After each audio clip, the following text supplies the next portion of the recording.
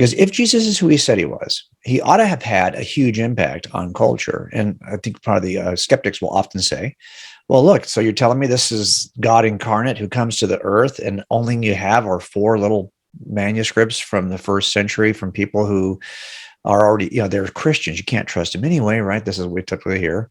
And wouldn't you expect there to be like a huge ripple effect in history if Jesus is who he said he was? Well, it turns out there was. And all of history is ordered around the appearance of Jesus in the first century. Now, remember, we're talking about a material from a book I wrote called Person of Interest. And although I'd love to be able to step through this book also in several sessions, the video curriculum for this book is 10 sessions long. So we're not going to be able to do that here. We're going to be flying over this at 30,000 feet. So I wanted to start by just taking a look. Remember, I told you the template we used in criminal trials is based on this template of fuse and fallout. We typically show here's the sequence of events that led up to the disappearance of this woman. And then here are all the events that occurred afterwards that demonstrate that her husband was, in fact, involved. And then we're going to flip this template and look at the period of time, the fuse leading up, burning up to the appearance of Jesus in the first century. This fuse has a number of strands. It has a cultural strand, a spiritual strand, and a prophetic strand. And then you have all of this fallout, all of this kind of a consequence of the appearance of Jesus in the first century. So if we're wondering why we call something that clearly is not the first century of human history, we call it the first century for a reason. And even if you knew nothing, you didn't have a New Testament to testify to what occurred in the first century. If that crime scene was as empty as it appears in this diagram, you would still know enough from the fuse and the fallout. Now, I would love to go through every step of the fuse, but that's what we have books for. That's what we have videos for. Those are available too if you just search them online. But what I want to do here is talk about something that is often overlooked or not in criminal investigators when they make a case in front of a jury. I take a case. I want to make the most robust case possible. And I often will tell jurors that there's more than just stuff in the crime scene you can rely on. If you didn't know what happened here and you're trying to figure out what happened here, well, isn't it one of the curious things you have to ask is why did it happen here in the timeline? Why didn't it happen earlier in the time? Why didn't she go missing earlier? Why didn't this murder occur earlier in the timeline? It could have occurred at any one of these points. It could have even occurred later in the timeline. Why is it occurring in that blue area of this particular diagram? It turns out that the timing of when the murder occurs actually tells you something about the identity of the killer. It's not just a matter of where did it happen, right? And that's an important question. We want to, where it happens will tell you something about who the killer is, but it's also about when did it occur. That will tell you something about the killer.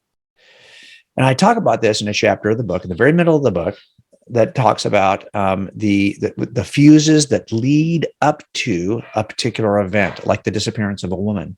If she disappears at this point in history, for example, well, that was the explosive day that something bad happened, and that was the long fuse that was burning a series of events that occurred over time that led up to her disappearance. And it turns out it's going to tell us something about the killer. This is the fuse we're going to examine. Let me show you what I mean. I call this red zoning, and I do this in front of juries. The idea here is that, look, this is a case that occurred in our city. That's why I had to investigate it. But had it not occurred in our city, I would not have to investigate it. And the only reason why it occurred in our city is because they moved into our city. And the reason why Tammy and Steve moved into our city is because Steve wanted to work at a business that actually opened up just prior to their moving. And then they, of course, move into our city. Now, you'll notice I've highlighted areas of the timeline here because it turns out in order for this to be a murder that occurs in our city, it cannot occur until they move into our city. That means that this red zone right here is when the murder is going to have to occur, if it's going to occur in our city, and therefore I have to investigate it as a homicide detective in our city. So that's a red zone. If it's going to occur in our city, it's going to have to occur there because they weren't in our city until then.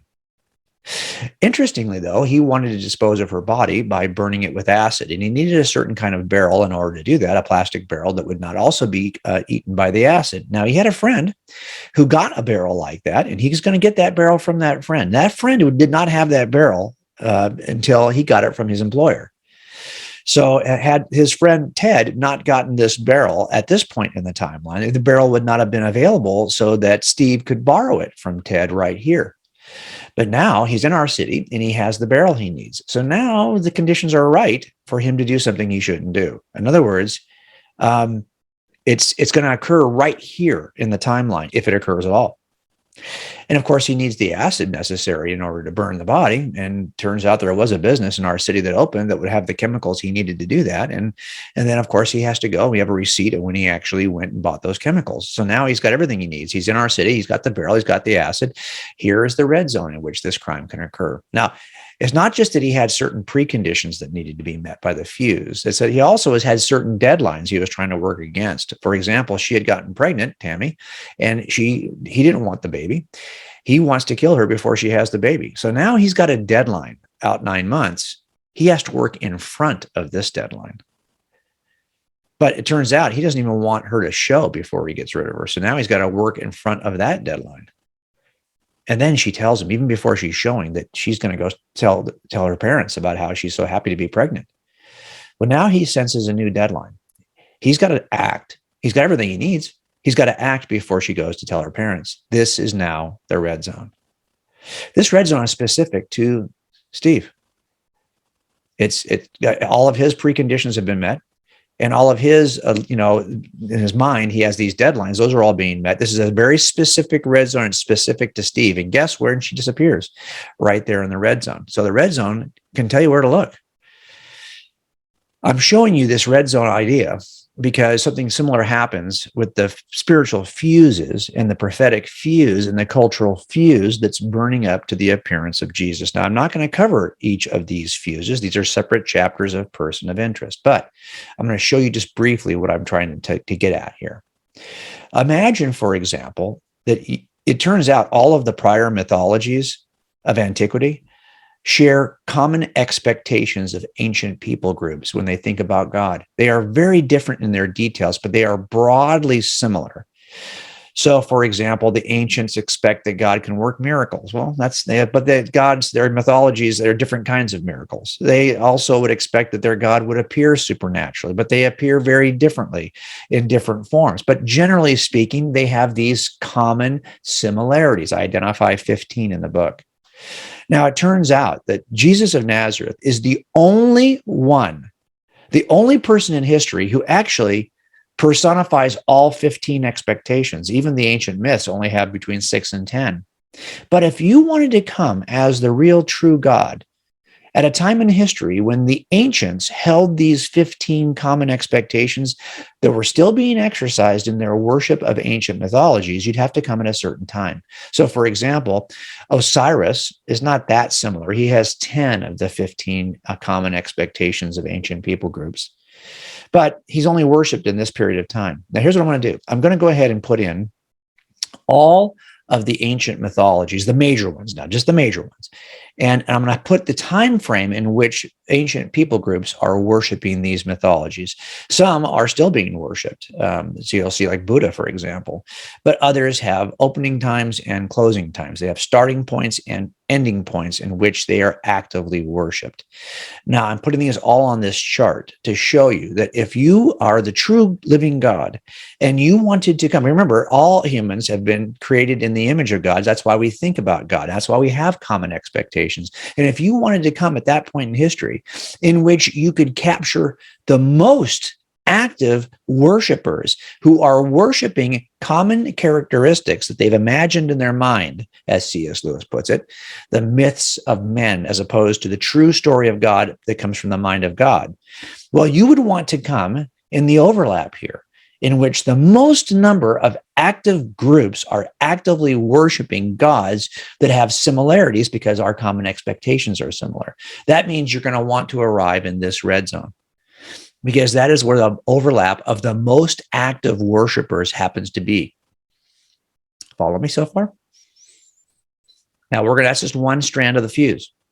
Let's go to another strand of the fuse. Let's overlap on top of the spiritual fuse, a cultural fuse, because it turns out that history is going to provide a very unique opportunity for the message of Jesus, or whoever arrives in the first century, to be spread across the known world. And it all begins because the Roman Empire begins to emerge in history. So I'm going to go ahead and just overlap some of the details related to the Roman Empire and the fact that they eventually controlled a region, and then they adopt a language, they adopt an alphabet called the Etruscan alphabet they're going to use to communicate on every territory that they capture. And in fact, they are going to start to build roads and bridges at a rate unlike any other culture prior to this. These are the same roads and bridges, for example, that Paul uses to plant 2 of the 7 churches that are mentioned in the book of Revelation. Those roads were not even available until the Romans built those roads into those towns, and Paul uses them to spread the gospel.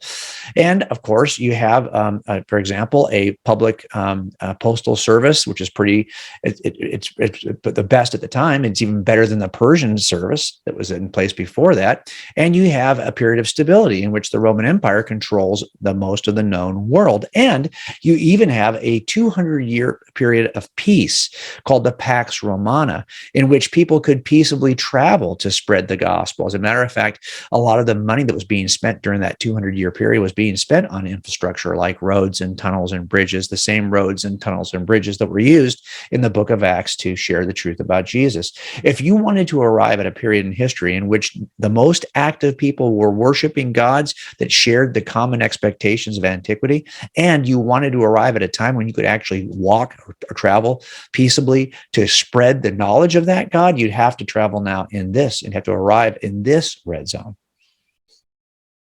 There's 2 of the strands. This is the third strand. There's this prophetic strand, this strand of prophecy from the Old Testament, Jewish prophecy for the coming of Messiah. And one of these comes out of Daniel chapter 9, where you're talking about a prophecy that says that the Messiah will come between an edict to restore Jerusalem and the destruction of the temple. Well, even if you disagree about when the edict occurs, you know when the temple's destroyed. So you're going to have an ending point here that's pretty clear. And if you overlap this over the first 2 strands, well, now you get this common area. You'll notice that this is about 100 years. And the middle 1/3 of those 100 years is the 33-year life of Jesus of Nazareth. It turns out that we would expect something to split time here, even if we didn't know much about who would do it, because you have strands that point to a red zone, that create a specific red zone. And it turns out that the thing that stands in that red zone is a person, not an event. It's a person of interest. It's Jesus of Nazareth. Dividing the common era from before the common era, or AD from BC, is Jesus of Nazareth. And this is why you see that we have scripture that talks about both the strands and the expectation of when those strands will collide and provide an opportunity. Here, for example, in Romans 1, Paul says that, hey, since the creation of the world, God's invisible attributes, his eternal power and divine nature, they've been seen by everybody. So no one's got an excuse.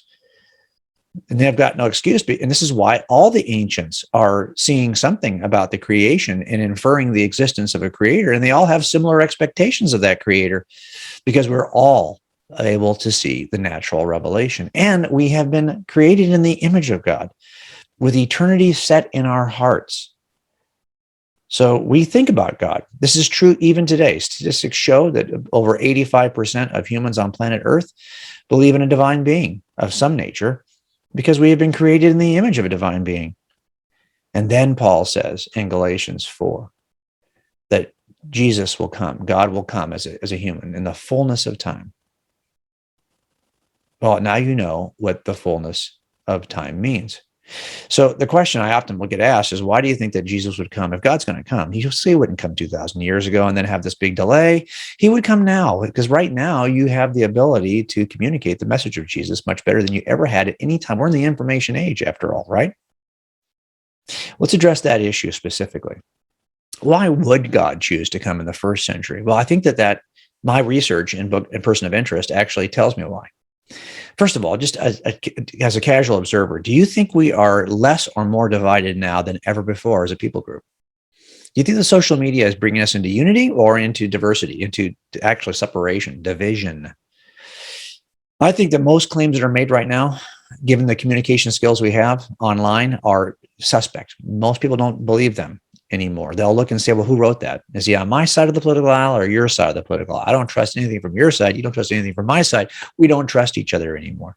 So number one, I think we have great suspicion and distrust more than ever before in culture, and social media is only making that worse. I also think that if you look at what you might see, if I could show you a video, for example, of some miraculous event, if I showed you the video of Jesus walking on water, would you believe it? I mean, most of the things we see on Marvel superhero movies are more spectacular than any of the miracles done in the pages of the New Testament. And they look so realistic, but you know that you can make anything look realistic on a video. I don't think that even video confirmation of some of the miracles of Jesus today would have much power, because you see all kinds of magicians and street magicians that seem to do miraculous things. But more importantly, it turns out that if I make a claim today, even on this video, let's say that you've probably downloaded this video to watch it, but most videos made are not downloaded. As a matter of fact, if you had a message you posted on social media and it was viewed by 1 million people, that does not mean it's been downloaded into 1 million different geographic locations. As a matter of fact, I can turn that entire thing off with just flicking off one server, or maybe 2 or 3. But if I come at a time in history when the only way to communicate a truth is to write it physically on paper or papyrus, manuscript evidence, and I have to make hundreds of thousands of copies, well, it turns out those hundreds of thousands of copies are physical and they occupy physical locations all over the globe. That's much harder to erase. As a matter of fact, if you're looking to have a message you could communicate broadly and widely and would be hard to erase, you would not present it today. You would present it at a time when physical materials were necessary to communicate the message. And that's exactly what God does. So I think there's a reason why God comes when he does, because this is what my book does. It shows you how difficult it is to erase the message of Jesus. You can't even do it by taking out the manuscript evidence, because somebody has already written about the manuscripts. It's already in the culture, and there are hundreds of thousands of examples of someone writing about Jesus other than what we have from the manuscript evidence of the New Testament.